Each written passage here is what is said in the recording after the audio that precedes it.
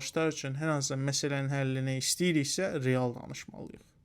Real danışmalıyıq. Yəni bizim qabağımızda olmamalıdır ki, nə bilim, İran bizi xilas eləyəcək, girəcək, dövlət quracaq bizim üçün və yaxud da Rusiyadan gəlib bizim üçün dövlət quracaqlar. Belə xalqlar, belə ölkələr bizi ancaq istifadə etmək üçün, bizim səsimizi yatırmaq üçün belə bir şayələri buraxır ortaya.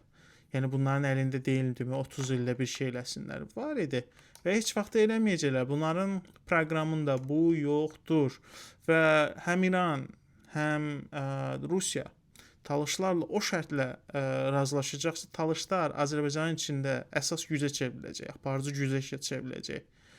O halda bizlə razılaşacaqlar, o halda bizlə hesablaşacaqlar. İran Talışlardan o vaxt hesablaşacaq, Rusiya Talışlardan o vaxt hesablaşacaq ki, Talışların Avropa, Amerikada güclü bir qanadı formalaşacaq.